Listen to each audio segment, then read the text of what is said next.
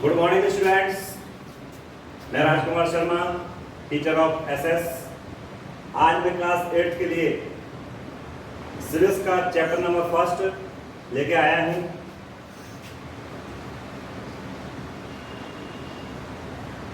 Chapter का जो title है वो है इंडियन कॉन्स्टिट्यूशन या भारतीय संविधान।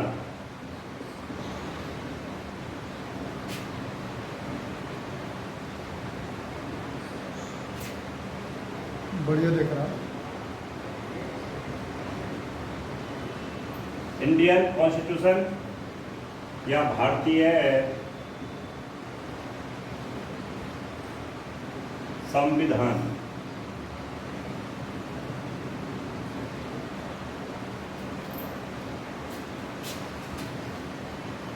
बच्चों, जैसा कि हम जानते हैं कि हमारा देश 15 अगस्त 1947 को आज़ाद हुआ था, फ्री हुआ था। आज़ादी के बाद जो सबसे बड़ी चुनौती या सबसे बड़ा जो चैलेंज था वो हमारे समक्ष एक ऐसा रिटन डॉक्यूमेंट्स की आवश्यकता थी, एक ऐसे रिटन डॉक्यूमेंट्स की आवश्यकता थी जिसमें रूल्स और रेगुलेशंस का एक सेट हो और हमारे जो पब्लिक है, सिटीजन्स हैं हमारे कंट्री के, उन सब के लिए उनके हितों की रक्षा के लिए प्रोविजंस हो। तो इस सिलसिले को या इस डिमांड को पूरा करने के लिए भारतीयों ने एक मांग स्टार्ट की कि भारत अपना संविधान अपने तरीके से बनाएगा। भारत का संविधान जो है भारतीयों द्वारा ही बनाया जाएगा। संविधान निर्माण के लिए सबसे पहली जो पेशकश की थी वो लोकमान्य बाल गंगाधर तिलक ने 1893 में स्टार्ट कर दी थी। सर्वप्रथम लोकमान्य बाल गंगाधर तिलक ने 1893 में कहा कि भारत का संविधान भारतीय ही बनाएंगे। इस प्रकार से संविधान के निर्माण की जो प्रक्रिया थी वो स्टार्ट हुई। भारत का जो संविधान है उसे बनाने के लिए सबसे पहले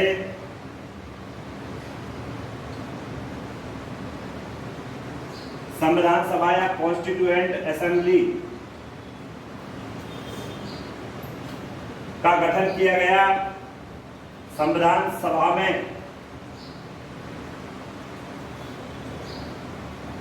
399 मेंबर्स थे जो देश के विभिन्न हिस्सों से थे, क्योंकि उस समय देश में प्रिंसली स्टेट्स थी, रियासत थी 560 के आसपास।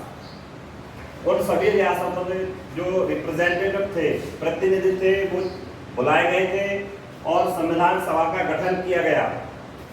संविधान सभा या कॉन्स्टिट्यूएंट असेंबली की जो फर्स्ट मीटिंग थी वो 9 दिसंबर 1946 को हुई।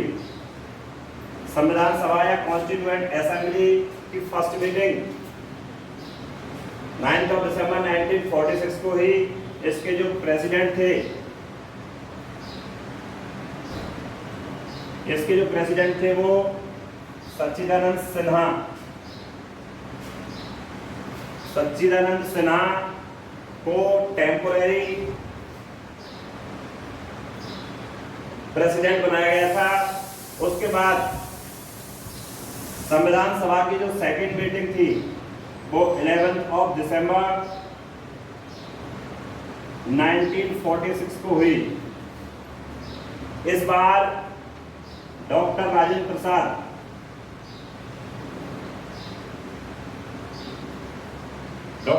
प्रसाद को परमानेंट प्रेसिडेंट या चेयरमैन इसका अपॉइंट किया गया। संविधान सभा ने अपना कार्य स्टार्ट कर दिया और देश के विभिन्न हिस्सों से पधारे हुए जो प्रतिनिधि थे उनसे अपनी सलाह मांगी और सभी ने अपने क्षेत्र की जो समस्याएं थी उन समस्याओं से संविधान सभा को अवगत कराया। संविधान सभा के साथ साथ एक और कमेटी का गठन किया गया जिसका नाम था ड्राफ्टिंग कमेटी।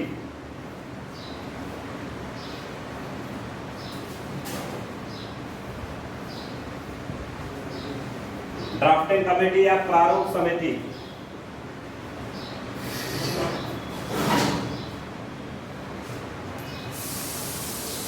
नाम से स्पष्ट है, ड्राफ्टिंग कमेटी का मतलब था कि संविधान का जो प्रारूप है, ढांचा है, वो किस प्रकार का होना चाहिए, उसके लिए ड्राफ्टिंग कमेटी ने कार्य किया। ड्राफ्टिंग कमेटी का जो चेयरमैन था, इसके जो चेयरमैन थे वो डॉक्टर B.R. अम्बेडकर।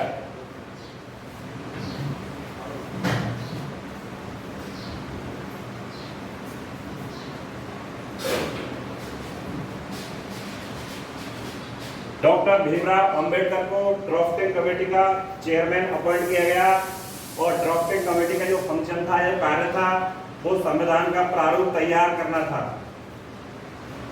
इस प्रकार से संविधान निर्माण की जो प्रक्रिया थी वो स्टार्ट हो गई थी और इसके लिए कॉन्स्टिट्यूएंट असेंबली, ड्राफ्टिंग कमेटी, इनकी जो बारी बारी से मीटिंग होने लगी और फाइनली 2 वर्ष 11 महीने और 18 days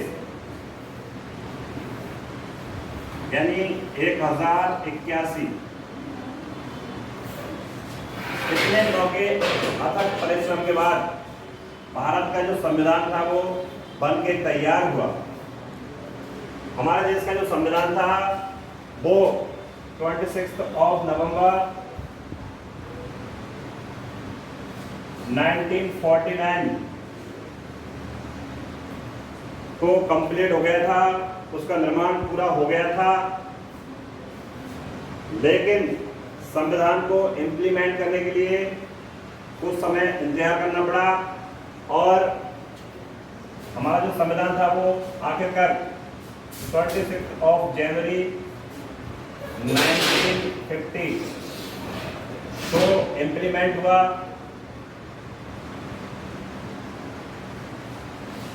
accept Jammu and Kashmir, Jammu Kashmir को छोड़ के पूरे देश भर में संविधान जो है वो 26 जनवरी 1950 को लागू हुआ। जम्मू कश्मीर को एक स्पेसिफिक स्टेट का स्टेटस या दर्जा प्रोवाइड किया गया था आर्टिकल 370 के तहत। इसलिए वहां का जो संविधान था वो 7 साल बाद आफ्टर 7 years 26 जनवरी 1957 को जम्मू कश्मीर का जो संविधान था वो इम्प्लीमेंट किया गया। इस प्रकार से हमारा संविधान का निर्माण हुआ। अब संविधान के अंदर क्या क्या फीचर्स हैं? हमारा संविधान जो है वो वर्ल्ड का लार्जेस्ट रिटन कॉन्स्टिट्यूशन है। इसके अंदर क्या फीचर्स हैं उसके बारे में मैं डिस्कस करूंगा। तो पहला जो पॉइंट है वो यही है, world largest written document. India का जो संविधान है वो दुनिया का सबसे बड़ा लिखित संविधान है और इतने लंबे समय के बाद यानी 2 वर्ष 11 महीने और 18 दिन के अथक परिश्रम के पश्चात हमारा संविधान है वो तैयार हुआ, जिसमें हमारे देश के लिए हमारे देश के जो नागरिक हैं, सिटीजन्स हैं, उनके सारी जो फैसिलिटी है उसमें प्रोवाइड हैं। उनके जो फंडामेंटल राइट्स हैं वो इसमें प्रोवाइड किए गए हैं। संविधान द्वारा हमारे लिए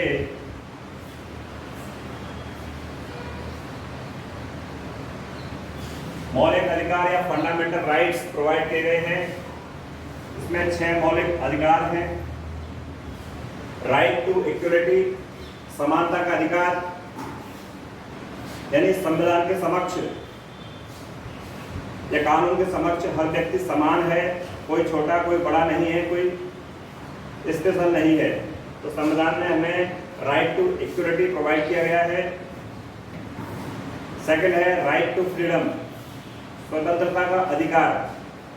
हमारे संविधान ने भारतीयों को या नागरिकों को स्वतंत्रता का अधिकार दिया है कि वो अपने देश में जाके कहीं भी कोई जॉब कर सकते हैं, कहीं भी रह सकते हैं, लेकिन इसका मतलब ये नहीं है कि हम किसी दूसरे को परेशान करें।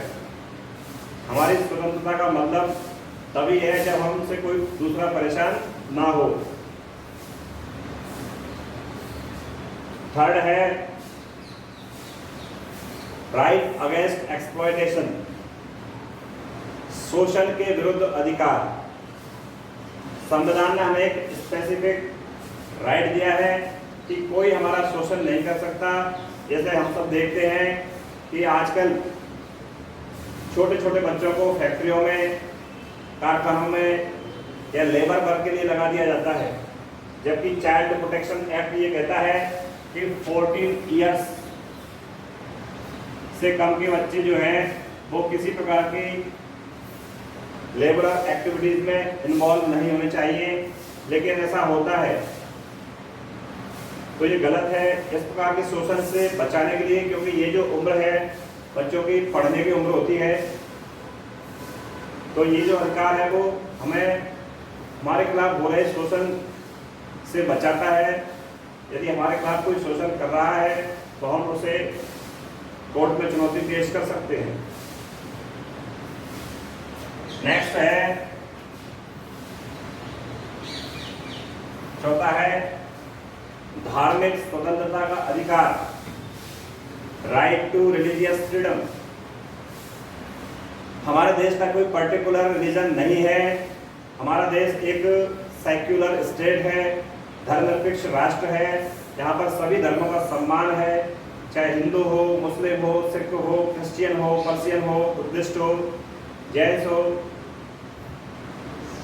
सबका अपना अपना रिलीजन है, धर्म है। सभी धर्मों के लोग यहाँ पर आपसी भाईचारे के साथ रहते हैं। कंट्री का या देश का कोई पर्टिकुलर रिलीजन नहीं है, तो धार्मिक आज़ादी है। हम चाहे मंदिर जा सकते हैं, हम चाहे मस्जिद जा सकते हैं, हम चाहे गिरजाघर या चर्च जा सकते हैं, गुरुद्वारा जा सकते हैं। तो ये व्यक्ति की आस्था पर डिपेंड करता है कि वो किसको मानता है।